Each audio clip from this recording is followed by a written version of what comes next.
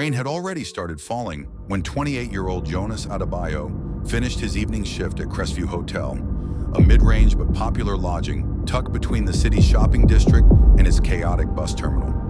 He worked quietly, moved quietly, and lived quietly. For most of Crestview's frequent guests, Jonas was simply that polite young man at the front desk. So when he didn't show up for his next shift, no one panicked. At first. By the second day, his supervisor filed a missing persons report. By the third, the story dominated radio shows. By the fifth, the entire city of Brookdale was gripped by fear and speculation. Jonas had vanished without a trace. Detective Mara Ihanacho, known for her calm precision, took the case. She started at the hotel. The last known footage showed Jonas leaving work at 11:07 p.m. Umbrella in hand, backpack slung over his shoulder. He walked toward the bus terminal, then disappeared behind an angle the camera couldn't reach. No further cameras picked him up. No eyewitnesses recalled seeing him after that last recorded moment. What bothered Mara most was Jonas's room. The apartment was spotless, too spotless. Clothes neatly folded, bed perfectly made, no signs of struggle. But one detail stood out. A photograph taped to his mirror. A young boy, maybe 8 years old, standing beside Jonas, both smiling. On the back, for Jay, no matter what. The super of the building had never seen the child in the photo. Jonas's co-workers described him as kind, shy, and dependable. He avoided conflict, never talked about his personal life, and often stayed late to cover other people's shifts. But there were fractures beneath the calm surface. A co-worker confessed something quietly to Mara. Jonas received a call 2 nights before he disappeared. After the call, he looked shaken. He went outside to breathe. I asked him what happened. He just said, "Someone found me." Found him? Was Jonas hiding from someone? Mara traced his phone records. One number appeared multiple times, always at odd hours, always short calls. It was unregistered.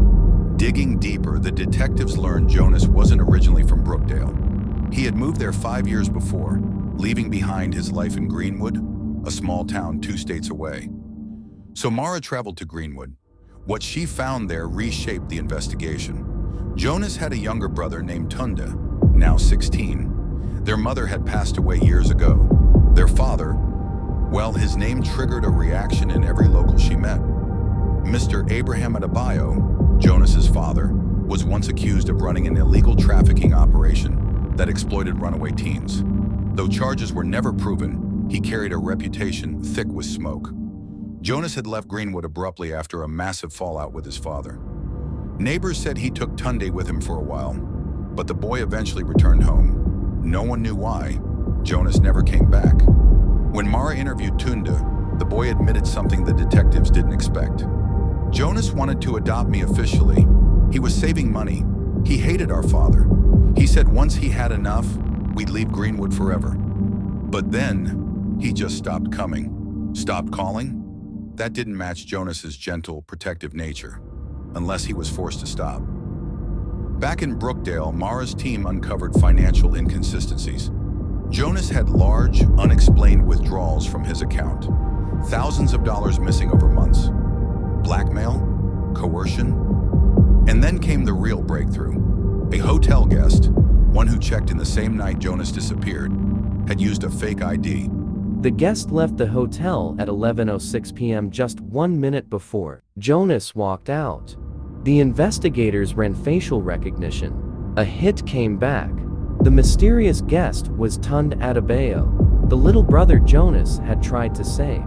When confronted, Tund didn't run. He didn't deny it. He just whispered, "I didn't mean for it to happen that way." In the interrogation room, his voice trembled. He explained that he came to Brookdale because he needed Jonas. Their father had become violent again. Tund wanted to leave permanently, and Jonas was the only person he could trust.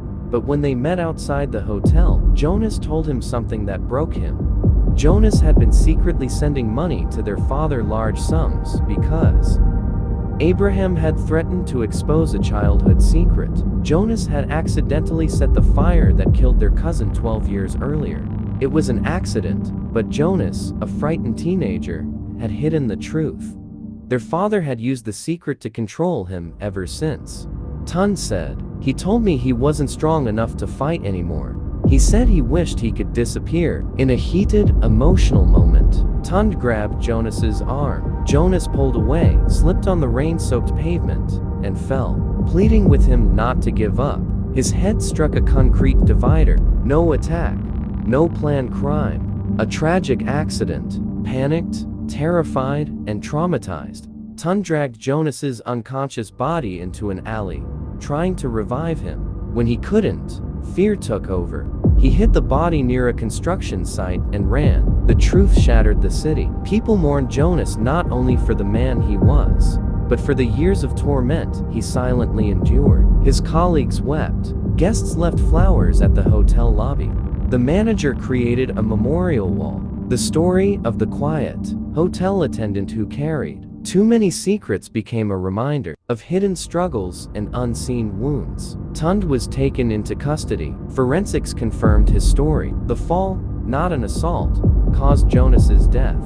In court, he cried as he described how Jonas had always protected him, even from himself. The judge, moved by the tragic circumstances, recommended psychological treatment over a long prison sentence. Detective Mara stood in the rain near the spot where Jonas fell. She imagined him walking alone that night, exhausted, frightened, doing everything he could to keep one more secret from destroying his brother. Mara whispered softly, "You carried more than anyone should." The case that began as a suspected act of random violence unraveled into a heartbreaking tale of family secrets, desperation, and love twisted by fear. Jonas never made it home that night, but his truth finally did.